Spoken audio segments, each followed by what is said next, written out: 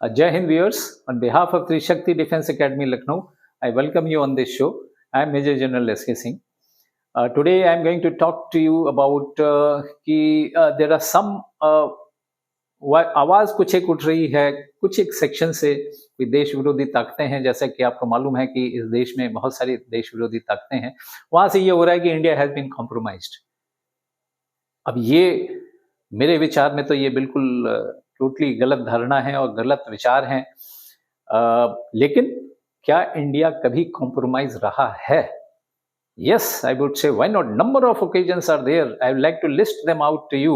Few of the instances कि कब right from the time we got independence कि कब जो है India has been compromised.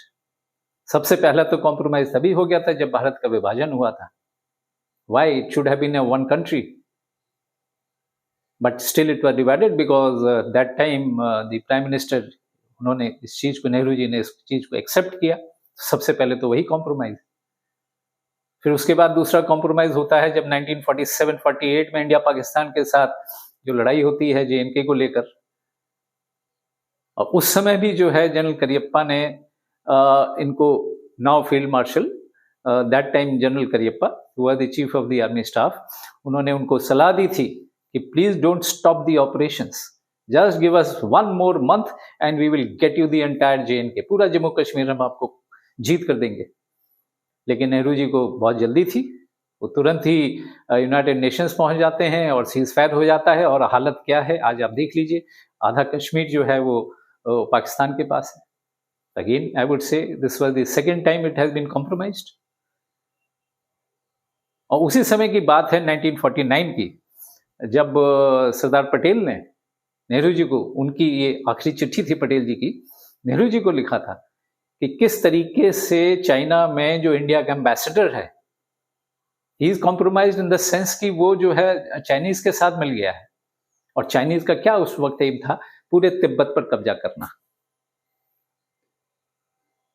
लेकिन उस वक्त भी ये बात मानी नहीं गई और नतीजा ये हुआ कि 1953 में समझौता हुआ बिटवीन इंडिया एंड पाकिस्तान के बीच में, वार्ता शुरू हुई तिब्बत को लेकर, एंड 1954 में पंचशील एग्रीमेंट साइन होता है, जिसमें चाइना को पूरा तिब्बत अगर वो लेना चाहे पूरा ले सकता है. India will never have any objection to that. और चाइना का एम क्या था? पूरे तिब्बत को कैप्चर करना, जिसमें नॉट ओनली दी एक्चुअल तिब्बत पार्ट जो कि इंडिया का हिस्सा नहीं था, बट साथ में और भी टेरिटरीज जो कि इंडिया के अंदर हैं आज की तारीख में भी, उन पर भी कब्जा करना. चाहे वो लद्दाख का एरिया हो, चाहे वो अरुणाचल प्रदेश का एरिया हो, ये सब वो क्लेम करता है एज पार्ट ऑफ तिब्बत. अगर ये चीज नहीं हुई होती, अगर नेहरू जी ने पहले ही सुन लिया होता इस चीज को, तो आज शायद एक बफर जोन मिलता हमारे और चीन के बीच में. हमारा जो बॉर्डर है वो चाइना के साथ शेयर नहीं बल्कि तिब्बत के साथ शेयर होता.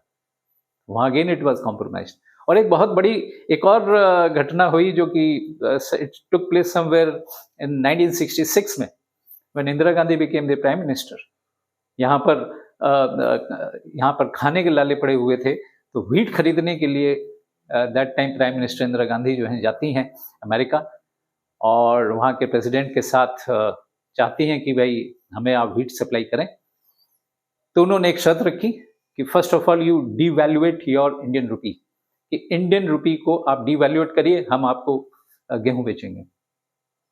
और ये शर्त again it was compromised India. और आते ही जैसे इंदिरा गांधी जी यहाँ पर लौटी, ओवरनाइट जो $1 की जो कीमत थी वो उस वक्त 4.75 रुपीज थी. ओवरनाइट ये जो है बढ़ के 7.5 हो जाते. 60% of the devaluation of Indian rupee was carried out. Whose interest? Again compromised. बहुत सारी इसी तरीके की एग्जाम्पल्स हैं जो कि right from the time of India's independence our nation has been compromised. 1971 war ले लीजिए, उसमें भी यही चीज हुआ. In spite of holding 93,000 plus prisoners of war of Pakistan under Shimla agreement, we gave away everything.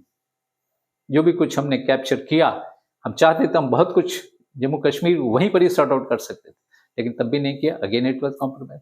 तो इसी तरीके की बहुत सारी एग्जाम्पल्स हैं, बहुत सारे उसके बाद भी जारी रहा है, ये नहीं है, बट फिर कभी उसके बारे में बात करेंगे। आज के वीडियो में बस इतना ही। आप रिक्वेस्ट करेंगे कि वीडियो को जरूर लाइक करें और इस चैनल को सब्सक्राइब करें। जय हिंद।